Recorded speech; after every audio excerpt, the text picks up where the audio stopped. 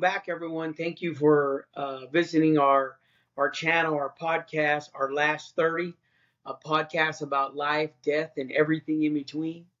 Um, just as a quick update, we have a special guest here today, and we're going to let him introduce himself here in a second. But as a quick update, we're up to 8,000 subscribers. We have daily and weekly engagements with our listeners and community partners, and we've had some really great meetings, and we're excited about what the future is looking to offer us on this podcast and our organization.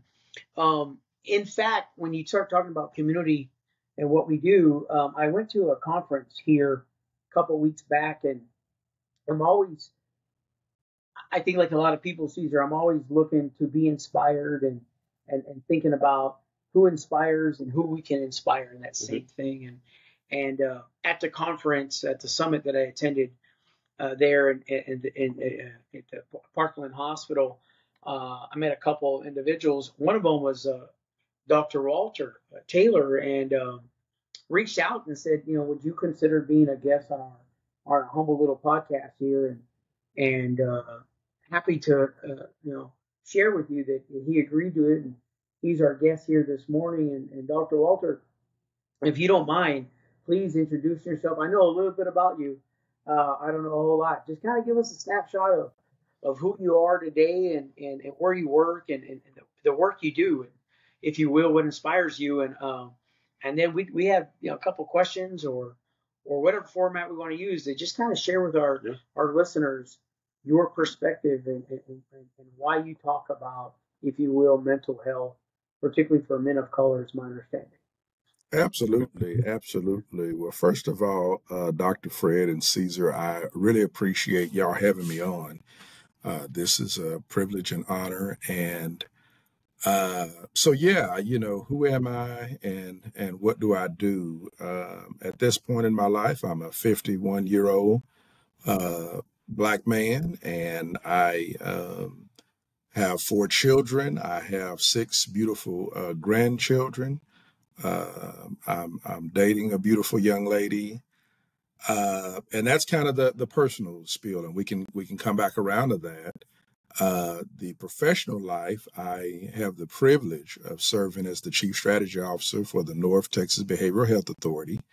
And my job there is helping the CEO and the other senior execs lead a network of providers for Dallas, Ellis, Hunt, Kaufman, Navarro, and Rockwall counties to serve people who don't have health insurance in terms of their mental health and substance use challenges. And so in any given year, we're serving about 60,000 unduplicated folks.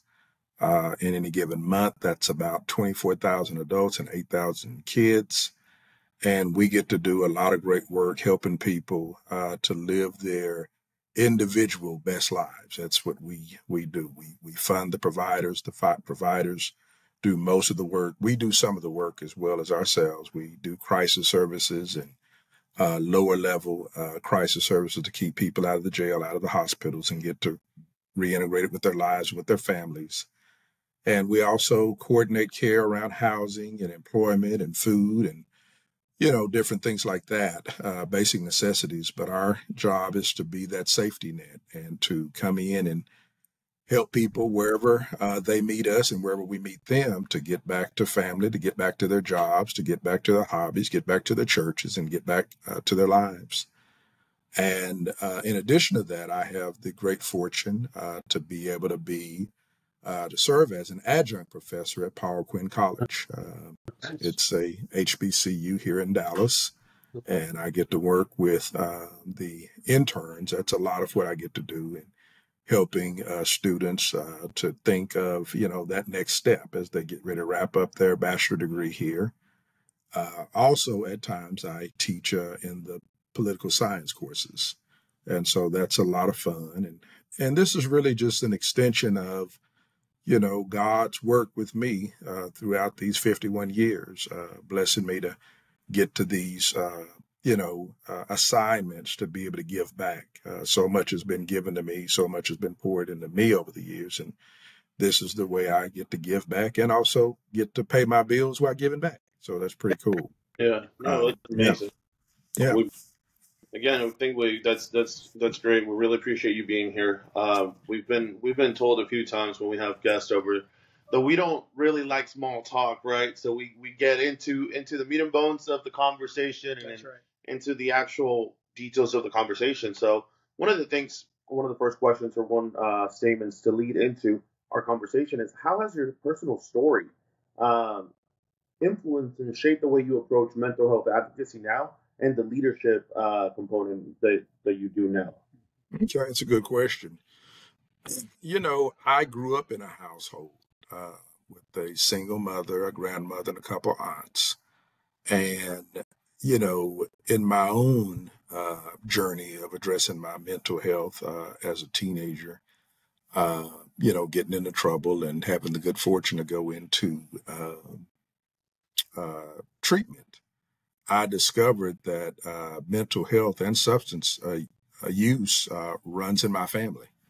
On my mother's side, who is no longer with us, gone to be with the Lord, there's a lot of severe and persistent mental illness. There's major depression, there's schizophrenia, bipolar disorder, schizoaffective disorder, and those are the ones that, actually got diagnosed and got some form of treatment. On my father's side is the substance use. So I kind of was born into a family that had these struggles and was raised by my mother and my grandmother. And when they were in a position to take good care of their mental health, things were great. Things were great, in terms of the love. Now, we were poor, so that also is a factor when people are dealing with mental health problems. But growing up around it and then being able to eventually address my own struggles of being a young, I would say, wannabe gangster, drug dealer on the streets of Oklahoma City, and then blessed to be diverted away from the prison system and going into a extensive 8.5-month treatment facility. That's when I was able to get my own healing and then come out and to begin a career of being a healer. So that's kind of how it started. It's awesome. I appreciate that, and I'll share with you, Dr. Walters, a lot of the things you said already connect with us. We Cesar and I worked closely together at the university in various professional capacities, and then within a short period, he lost his father as a young man, and I lost my mom at an older age. I'm about your age as well. And those two situations put these two men in unique, for us, positions of having not, talked about mental health, having not talked a whole lot about healing and what that means. And so, we say it all the time is that, and we say this to provide a humble understanding for those listening. We are formally educated. We have amazing families and successful careers, and no known anyways addictions that limit us in any way. And we have homes and all this stuff. And I say all that to humbly say that even with all of those resources, when the hurt comes, to navigate that pain, development, and I say this, we are among the privileged, and we had a tough time. Yeah. And we only say that so that if you're listening and you know someone who is experiencing homelessness or addiction and all other tremendous barriers and challenges, healing, mental health can be that much more challenging. Absolutely. And I only share that. We were recently published in a book. We were talking about that before on why we felt compelled to reach out to you and connect.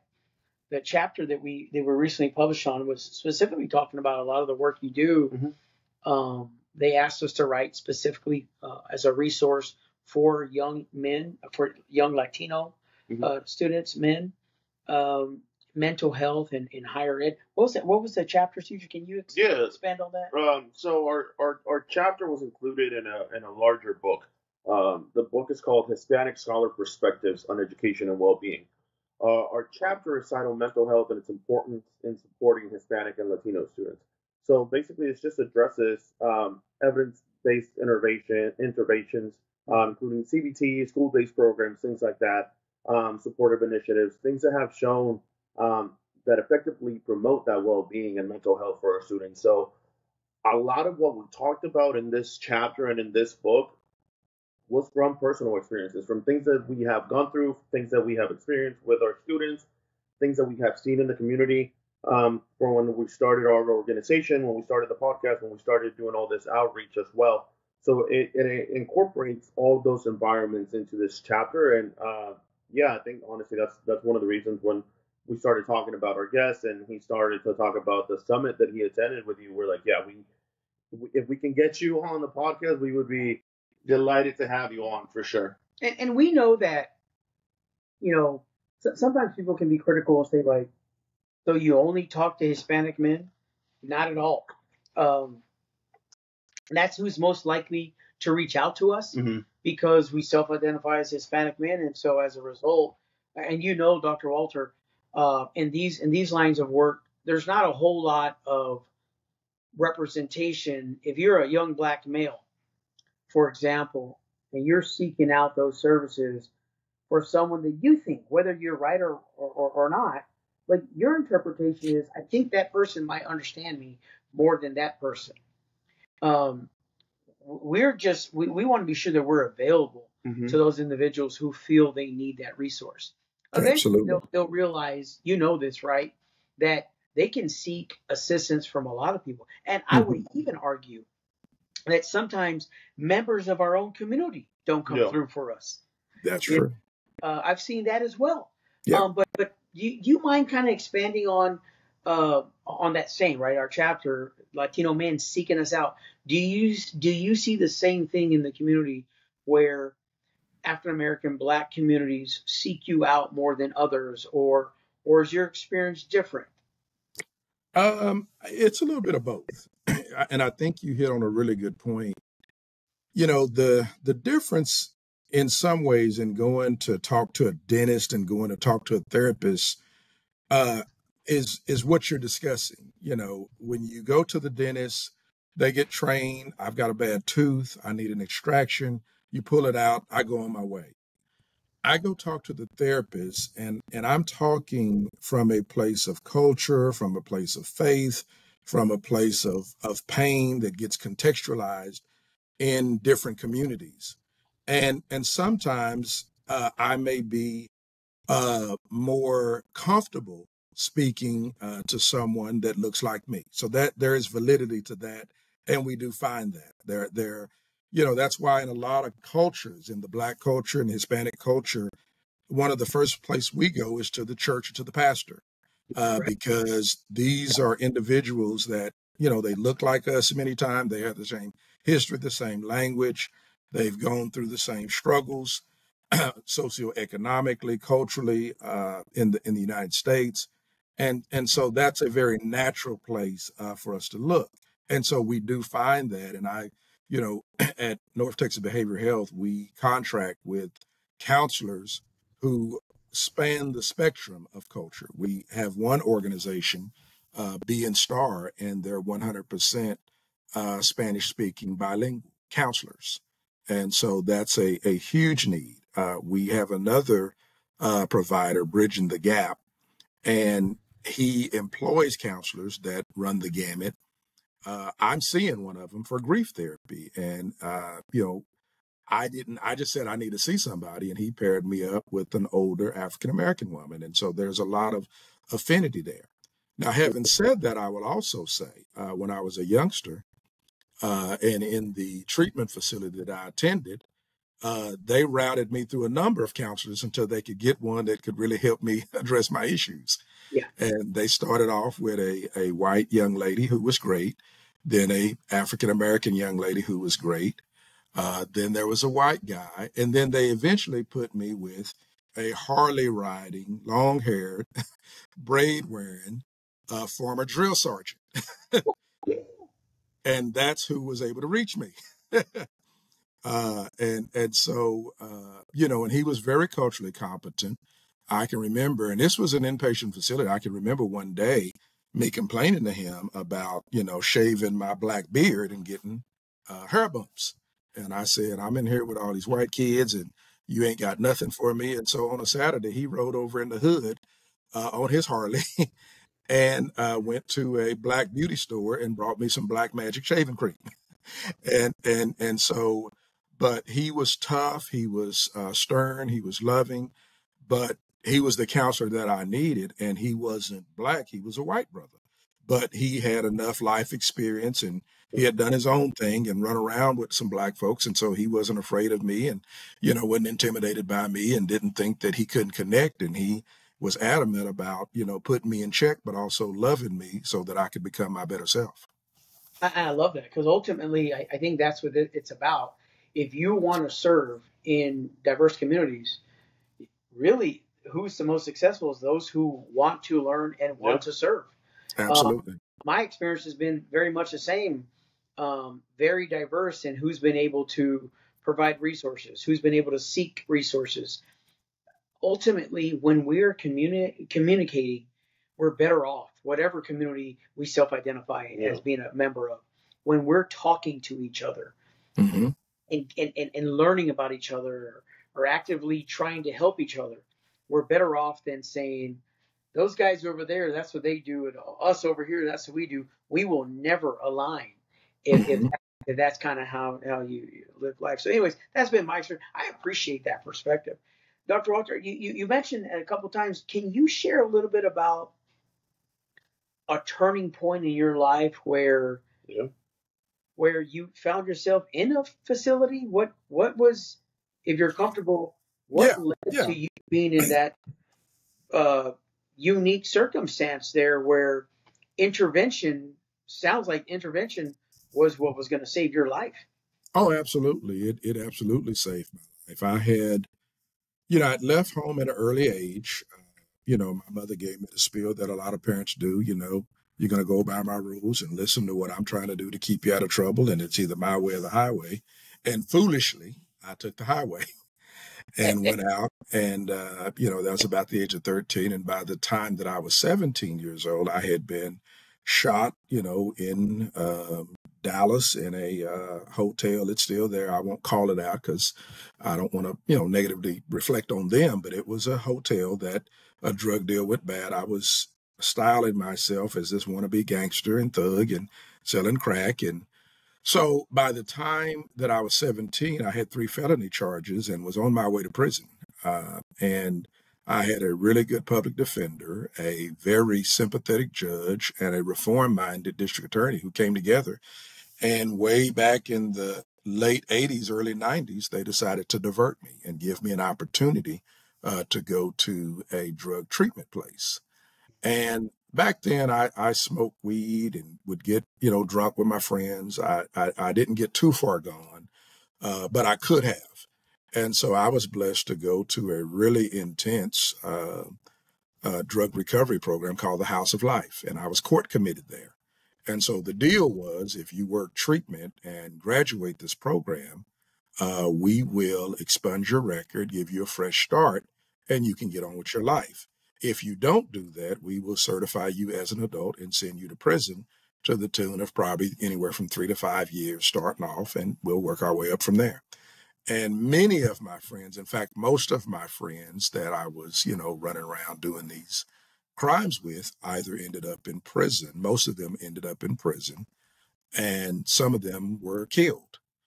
They lost their lives to the streets. And that would have been me. One of my good friends, he ended up doing a lot of time. And later on, when I reached out to him and told him that I regretted, kind of kicking him to the curb, he said, no, I'm glad you did, because had you not kicked me to the curb, you'd have been doing a lot of time with me. And so the court committed me to a treatment facility that really was based on cognitive behavior therapy, 12-step, 12 traditions, confront you where you are, and lovingly give you the guidance that you had resisted up until that point. And that's what it was. And so by the time I graduated, after being there for about 8.5 months, I had taken my GED, had become a Christian, which is huge. And that's a part of my story. I became a believer in the Lord and Savior Jesus Christ. And that was tremendously, and to this day, I would be remiss if I didn't say, for me, my path has really centered around having that personal relationship with my Savior. But I had to start somewhere. So I jokingly say, God sent the angels with the red and blue flashing lights. They arrested me, put me in jail. I was in jail for 30 days. And, back then, my opinion is that the jail at that time in Oklahoma County Jail was one big toilet. And so I never wanted to go back, but I needed some unlearning and some new learning. And that's what that began, a life of recovery and a life of self-discovery. And they helped me to see things that I needed to change, but they also, more importantly, helped me to see what I could be that prior to that I couldn't see. And so they gave me a vision of myself and affirmed me. And the rest is history. It's not a straight path. It hadn't been perfect, but what I likely would have been is a career criminal or dead had it not been for the House of Life and the good people there. My counselor, Frank Pack, the Harley riding brother who didn't play, who, was able to, lovingly put his foot down and garner my respect. So he was my counselor. Yeah. I was telling Cesar, I said that the little bit I know about Dr. Taylor, I said, I know of a lot of people who left that life behind, and just leaving it behind is enough for me to call you a success, right? To transition from that criminal activity and to be a, if you will, a law-abiding citizen. And I think about Jamie Foxx in that movie, the Terrell kid from right down the road. But I think about that transition from that life to a law-abiding citizen, and I really would characterize it as being successful and turning it around. But Dr. Taylor, you went from leaving it behind to an earned doctorate, and I haven't seen a whole lot.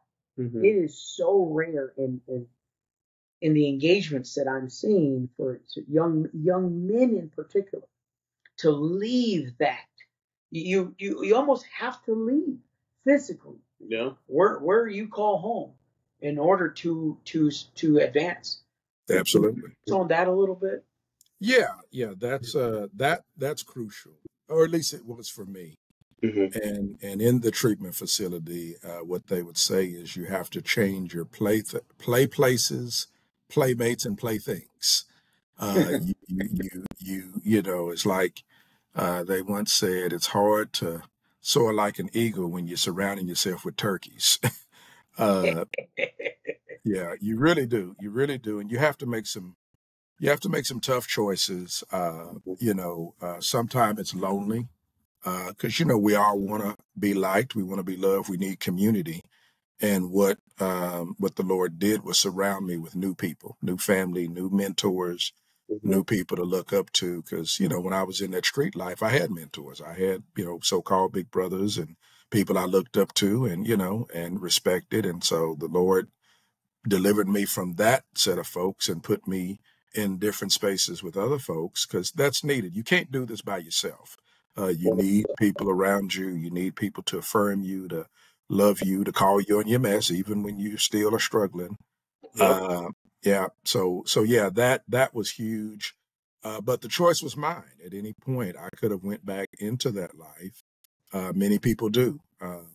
But I was open to new opportunities. I got a really good mentor Brother's name is Bill Day, and he baptized me. Good white brother. He became a father figure to me. That's And awesome. when he was younger, he had run with the Hells Angels and tripped acid, and so we had that kind of wild side in common. Listen, So bikers have been good to you, sir. they have. Motorcycle clubs. Yes. I mean, who'd have thought? Well, you know what? But it makes sense Mhm. on who gets it, on who has rode, if you will, with the criminal element and has been over overpass. We're gonna pause for a second. Okay. Something is happening technologically Everything's going well. that we've never Everything's experienced going before. Okay. Everything's Take your time.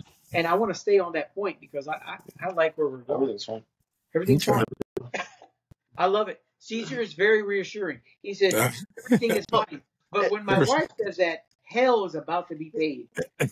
Fine is a heads up, brother. I got you. I'm honest. If I'm not worried about it, I've got everything under control. I'm monitoring everything. Everything's going well. But Dr. So- Walter, if you've been married before, you've been in relationships, everything's fine is code. Yeah. Yeah. No. No, I don't say that lightly. I think that men in particular who have aligned themselves with, if you will, subculture, aligned themselves with non-traditional approaches to how they spend their weekends and evenings. I'm thinking about motorcycle clubs founded by military veterans, right? Coming back from wars in distant lands and needing that camaraderie. So it's real easy to, poo-poo on gangs, on street organizations and motorcycle clubs and anyone else for that matter. But the truth is, Dr. Taylor, those groups offer, for some men anyways, that sense of power, of camaraderie, of family, and of fatherhood. Yeah. Absolutely. So I wish it weren't true for some of them, but it is true for many of us. Yeah, absolutely. I mean, we all need it. That's the thing. We need it. And many times we're going to seek it and embrace it where we find it. And so you're right. And I didn't know what I needed, but the Lord strategically put these brothers in my path, and they were individuals that had unique experiences. The common thing is that they were willing to pour into me, and I'm worlds better for it. So absolutely. And I love it because your willingness and needing help had you limited your resources, right? This is a lesson to the young men listening. If you limit your resources and who can help you, you have in fact maximized that word of limited. Absolutely. If someone, despite their gender, age, ethnicity, and anything else for that matter, can pour into you and offer help, please accept it. Please work with that person. Please do never limit yourself based on those limitations, if you will, from the community. And sometimes people are sending out messages that only members of this community can help. I don't think that's not been true for me. That absolutely. And that's a really good point. And I'll just say this. I think it's a very timely point. There is something to cultural competence. There is something to people showing up that look like you. Yeah, we need more professionals in all aspects that are representative of the community. Yes, that is true. But in point of fact, it's the human experience. It's the human experience, and that's what we all have in common is we all are human. We all want the basic same things. And Brother Bill Day, he baptized me. And when I took off my dress shirt to put on the baptismal gown, he noticed the gunshot wound in my back, in my left side. And that began a conversation. And he became a father figure for me as an 18-year-old. He was probably 45.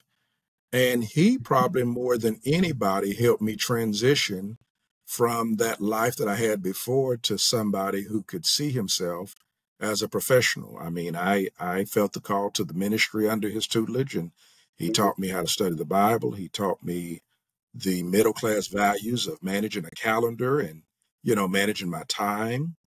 And he also understood, to the extent that he could understand, he wanted to understand the struggles of being a young Black man. And when I got ready to pursue my PhD, he encouraged me to do that. In fact, he said, and this is coming from a white brother, he said, as a young Black man, I want to encourage you to pursue your education with the goal of garnering as much power and prestige as you can so it can take you as far as it can possibly take you. And I was probably 28 around that time. So I'd lived, I'd worked through and got some other degrees, but I was getting ready to go off to grad school and was pursuing, and that's what, and the other day I reached out and wished him happy Father's Day because for all intents and purposes, he was the father that I needed at that point in time. And he's a white brother, I'm Black, but that didn't impede his love for me nor my love for him.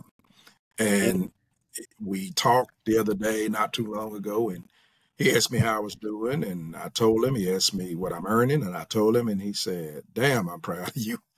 And there it is. But when he met me, I had a GED and had been shot up and in jail, and kind of. So there's that.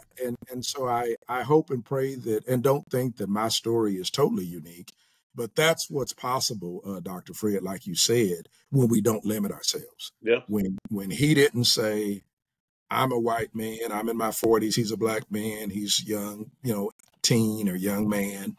We can't talk, we can't, and knowing what happened is we became very close. And what I got to see is what I could be, and then some. That's awesome.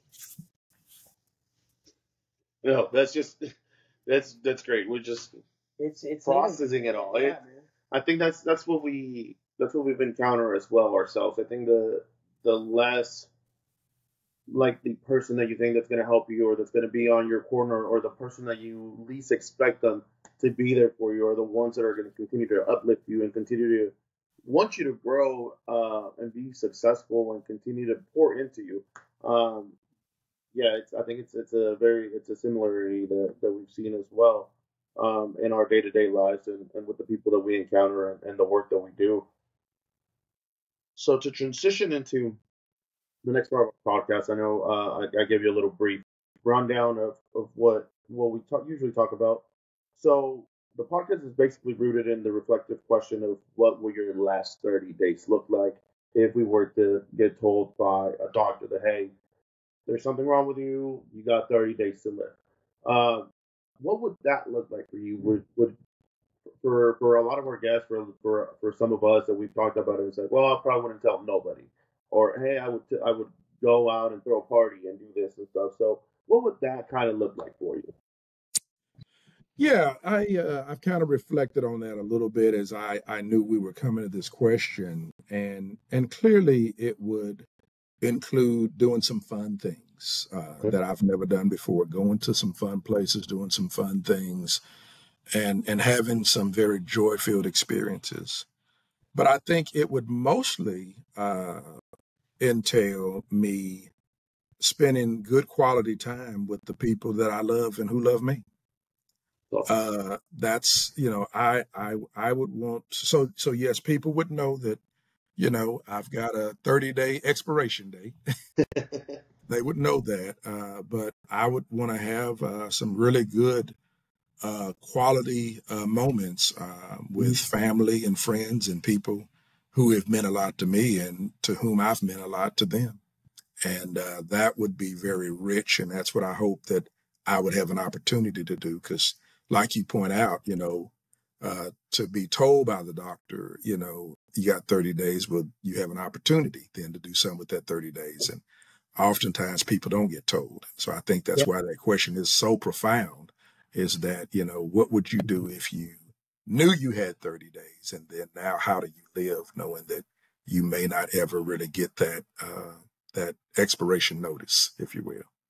So definitely. Yeah, go ahead. I'm sorry. Yeah. No, I was going to say, it stands out for me, Dr. Taylor, that had you continued down that path of not making good choices and running with those groups, who knows the end result, right? Who knows if you end up, if you will, thought comes to my head, of the only groups, one of the few groups who knows when they're going to transition. That's someone on death row.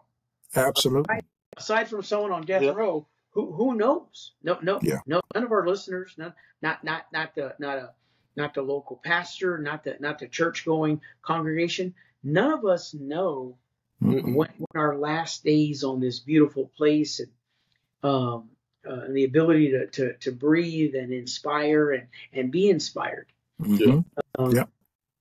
So if you're listening today, we say that humbly. We acknowledge that we want to live every day with gratitude, respect, and so I'm thinking, if in this situation for you, what are there any songs that stand out that you want to hear as you transition out of this place? Is there anything that stands out as far as music or meals?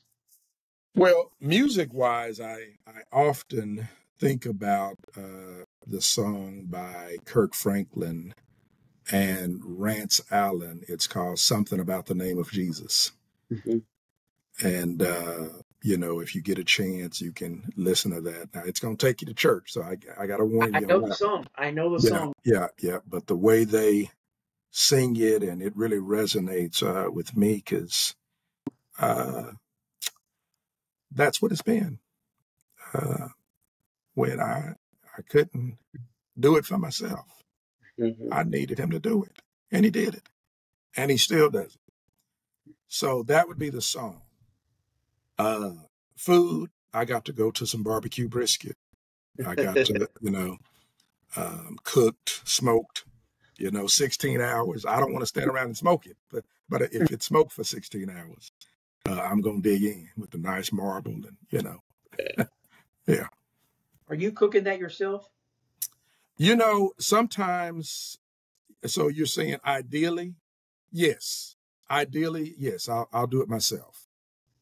If I can figure out a way to turn 16 hours into a couple hours, because that's really what you want to do. To do it right, you got to be patient. To get good brisket, it takes patience to get it tender and to where the kids want to eat it and the grown folk want to eat it.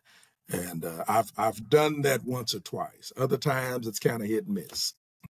Well, Dr. Taylor, if you ever need two other guests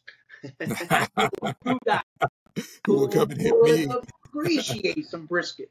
Absolutely. Well, I will listen. Once I hit it and it's damn near perfection again, I will call y'all up. Say no more, sir. We will be there. We'll be there in a heartbeat. Tell us what we need to bring. Yeah, absolutely. Y'all bring the sides, and that's right. I'll take it from there. Perfect.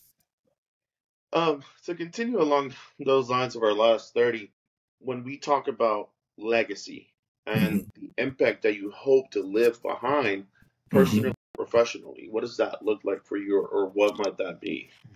That's a good question, and I do think about that. So when I think about legacy, I really think about my children and my grandchildren.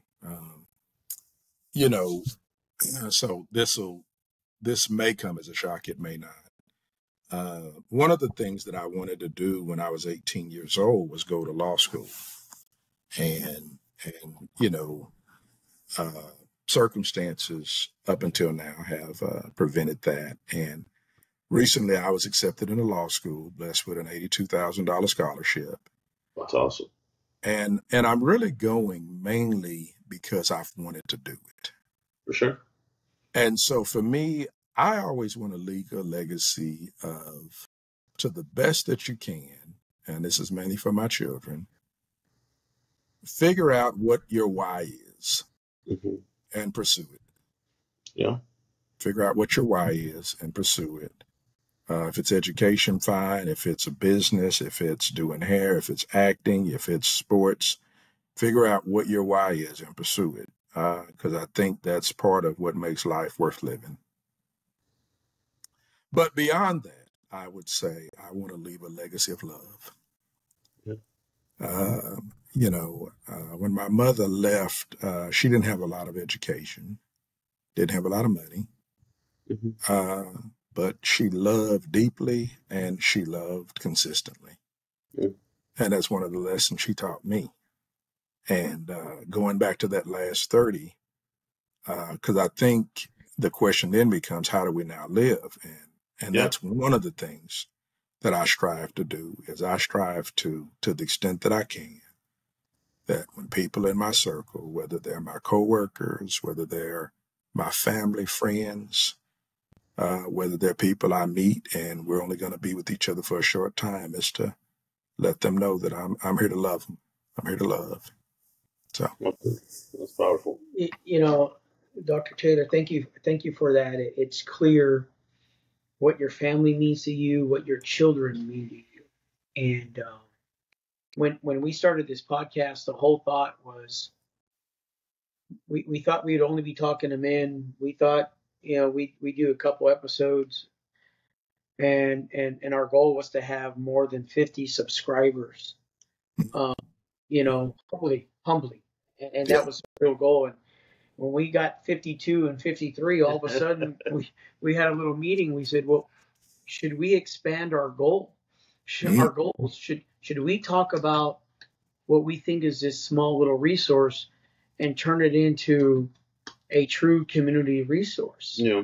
Mindful of who we believe needs this. Yeah. The concept behind our last 30 is forcing us as men. We know it's just a concept. We know it's just a scenario, but forcing us to have that thought. If only 30 days left, what does that look like? And so I'd ask you, is there anything in those 30 days that you would just have to do, that you do to, I guess, what's the last thing you're doing in those 30 days? What's the last 30 minutes I got you in that period? I think in the last 30 minutes it would be bringing my children around. Yeah. And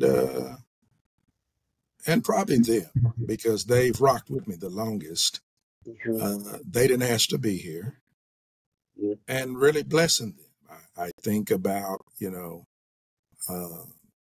there's a story in the Bible, where the father blesses his children. Jacob blesses Isaac and Esau, and to really affirm them and let them know how proud I am of them, let them know I love them, and that I want them to carry on and be strong no matter what they go through. They're going to have their ups and downs. They're not going to be perfect. None of us are. And so what I do now is, to the extent that I can, is try to let them know now that I'm proud of them and I love them, because I don't know when it's going to be the last time. Absolutely. But that would be it. That would be, after I've made all the rounds, I would come back to my children, Yeah.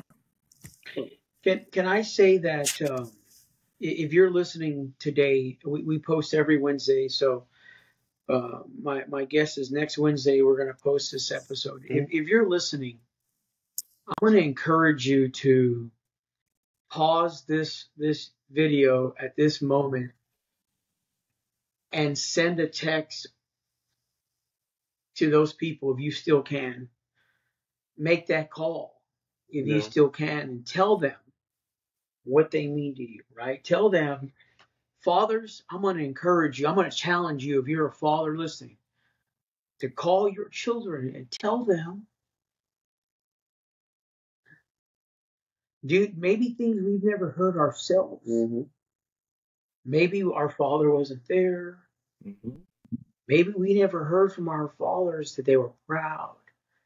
You be that change. You facilitate something different for your children.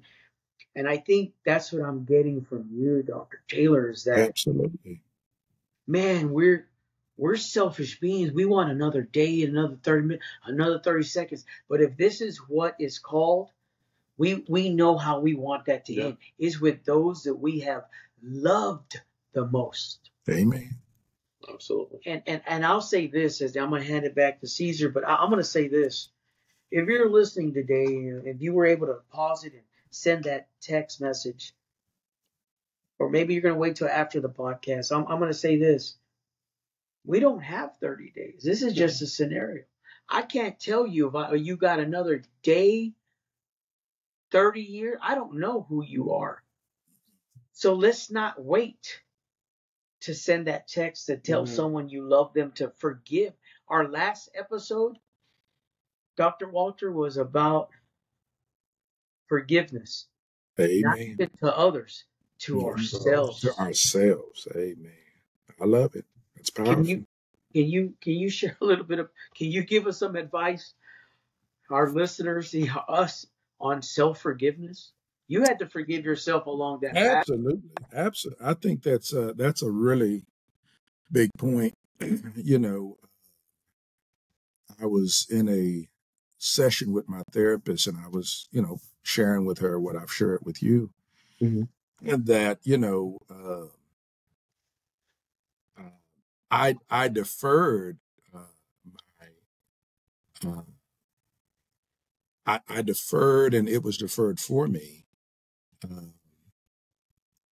at the age of 18 to go and do some of the things that I wanted to do that I get to do now.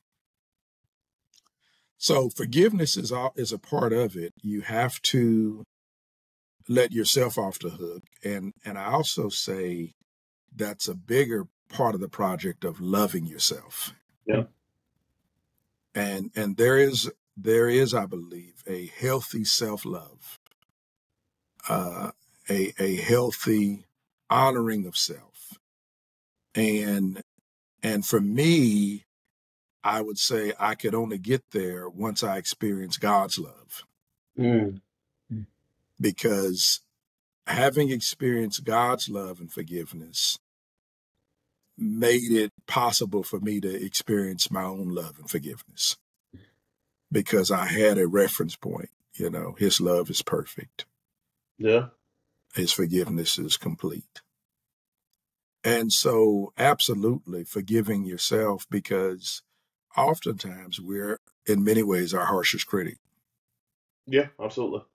And many times there are things that happen in our past that we didn't want to happen or we felt like should have happened. And at some point we've got to free ourselves. It's good to get forgiveness from God and from others, but like you said, many times we're holding the keys to that prison, that self-imposed prison, to forgive ourselves, to love ourselves, and realize that we have inherent value because we are created in the image of our Heavenly Father. And there's not a one of us that doesn't make mistakes. And we can't undo the past, but we can learn from the past, and we can strive to be better each and every day. And that's I think what our task is as men, is to forgive ourselves and to learn from the past. Try not to repeat the past, but to do better, but to love ourselves anyhow, because we're worthy of love. Yeah, no, that's 100%. I think that's honestly where we were going when we started talking about the forgiveness of ourselves and talking about those themes. And actually, it became a series. We're going to be doing a 3-part series on forgiveness here in the next couple of weeks. Just because there's a lot of ways that we can go about it. There's a lot of really deep topics that we can incorporate on it. But I know we're getting close to the time that we have with you. So I guess one of the last questions that we want to ask you is, what advice would you give your younger self? And then a second part to that, what advice can you give our minority men struggling in the world right now with their mental health and with everything that's going on, and how can they deal with their mental health battles? Gotcha.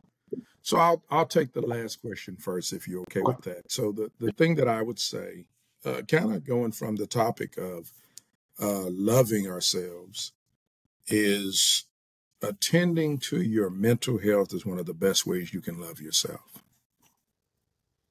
Attending to your mental health is one of the best ways you can. A lot of times we approach mental health challenges from a very negative or a very pathological or a very, I'm a problem. Something's wrong with me. Yeah. And there may need to be some things that are fixed, but it's kind of like if you fall off your motorcycle and you break your arm and it's all cut up, you've been wounded. Mm-hmm. And the first thing you want to do is start to care for that wound, Mm-hmm. so that healing can happen. And that's what therapy and mental health services is about, is healing wounds and loving self. One of the most loving things that I have done for myself in this season after losing my brother, I share that with you all, grief. It's been 2 months today. Lost him April 19th, 50 years old. Broke my heart.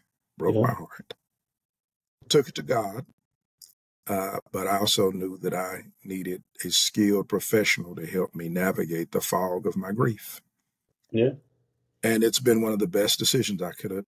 Not only have we talked about grief, but we've talked about the new me. Mm-hmm. And so, that's one of the things that I would say is attending to your mental health is really for you. And then everybody else becomes a beneficiary of a better you. Mm-hmm. What I would say to my 16-year-old self is I would say, slow down. God's got a plan for you, and you may be a long time in really understanding what it is. But slow down, and to the extent that I could make it plain, I would say to the man who needs therapy at 51, love yourself.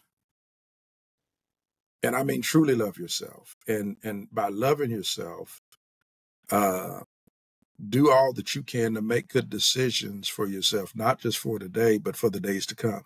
Mm-hmm. Love yourself. Dropping out of school in 9th grade, that's not loving yourself. Selling drugs and putting your life at risk, that's not loving yourself. Running around with other people who don't love themselves, that's not loving yourself. Loving yourself is really spending time with yourself and with those who love you best to realize your why. Yeah. Why are you here? You want a nice car, you want nice clothes, you want nice shoes. You can have all that and more. But you got to get it the right way. Yeah. And you can have it.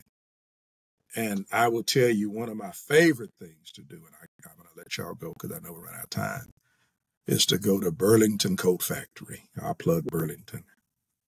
And I love getting designer shoes that they've discounted. Because back in the day, that's what I was slanging for. I was slanging for the Jordans, slanging for the milkshakes, slanging for the Pumas with the fat laces. And so now I go, after working hard and earning my money and paying my bills, and get me them nice new Pumas and whatnot. And you don't have to wait till you're 50 to do it. It doesn't take you that long. But point being is to all the men listening, 16 or 51. Yeah. Love yourself by truly doing what's best for you, not what you think is best, not what other people tell you that's best, but do what you know is good for you, that's going to prosper you and not harm you. And I'll leave it at that. I thank y'all. I can't thank you enough for your willingness to be on our podcast and for educating us and for, humbly educating us about the importance of mental health, of taking care of yourself, of loving yourself. I we have a saying in Spanish, and I translate it in English, but it says, tell me who you run with, and I'll tell you exactly who you are. Mhm. And you know, the company you keep, Dr. Taylor, is significant. You said, Absolutely. right? You're flying over here hanging out with turkeys. Baby, you're gonna limit your ability to soar You will. and everything else. Man, you gotta be mindful of who you are running with. Do. Listen, 17, 18-year-old me, don't I'm trying to tell you, man, make good choices. That is key Mm-hmm. to who you will become. I don't know, Dr. Taylor, that the 16-year-old you would have believed who you became. Oh, he wouldn't have. He couldn't have seen past, the next 6 months, really. You know? He wasn't trying to see. Yeah, he would have never believed. In fact, I'll tell you one more. I can remember Bill Day praying. I was going through a really tough time. And at 18, he was praying for the day that I'm bouncing my grandkids on my knee. And he prayed that prayer in such faith and such fervor with such belief. I didn't have that belief. I didn't have the vision. And that's what I talk about surrounding yourself, whether it's counselors or other good people that can see you beyond what you can see you. Mm-hmm. And I tell him that. I said, guess what? I'm bouncing them grandkids on my knee. And I could have never seen it at 18, less known 16. That's amazing. I love it. I was gonna tell our audience, particularly young men, right? You want to make a difference? If you want to make a difference, as you learned today, forgive yourself, love yourself, and brother, go educate yourself. Absolutely. You want to have a true impact on the community. You're right. You're right that the cultural relevance and importance. So you be that dude. You be that black counselor. You be that male teacher that motivates. Absolutely. Absolutely. We oftentimes limit ourselves to be a coach, a bus driver, and whatever else. I'm trying to tell you, we need the STEM teachers. We need the therapists. You don't see enough black men as therapists, Latino men as therapists. We don't see enough black and Latino men as police officers. You want to be that change? You be the change. You go inspire the 15, 16, 17-year-old you is what I'm saying. And please don't ever limit your resources based on age, ethnicity, gender, or anything else. Someone wants to give you knowledge. Yeah. Baby, that's more powerful than money. I still believe that. Absolutely. And the last thing I'll say is, if you're listening today, as I said earlier, these 30 days is a scenario to force you to think about some things. I have good news. You can make those changes. Yeah. I hope that the people that you need to apologize to or seek forgiveness from, I hope they're still around. And if not, you can still write a letter. You can still send a message to the stars, to someone. You can talk to a therapist about that. There's healing, There's men a and women who are listening. And so, Dr. Taylor, man, I can't thank you enough. We just celebrated Father's Day. Thank you for being a wonderful father. I can only imagine. praise the Lord. And I do have some wonderful children. They took really good care of me. And thank you too, Dr. Fred and Cesar, for what you all are doing. This is a powerful platform. I'm going to call it a ministry. That's how I see it. You all are servants, and you're being used in a powerful way to talk to men of many different backgrounds.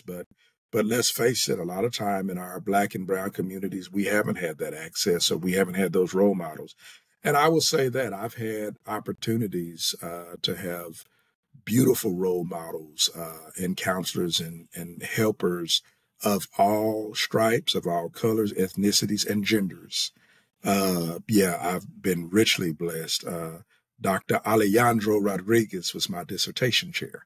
So I'll be speaking to Alejandro here in a little bit. Brother Paul Blocker is one of my mentors as I get ready to go to law school, and he works for the Dallas County Public Defender's Office. And he's a black brother. So like you said, we need those representatives, but we really need people to show up and just be good human beings. And 100%. God will take care of the rest. Special shout out to Dr. Taylor's children, man. You listen, y'all was raised by greatness. Acknowledge that. Know that so many young men in the community don't have fathers, and you had a great one. So thank Praise you. the Lord. Praise the Lord. Thank you. Thank you. Can't say it enough. Thank you all for listening.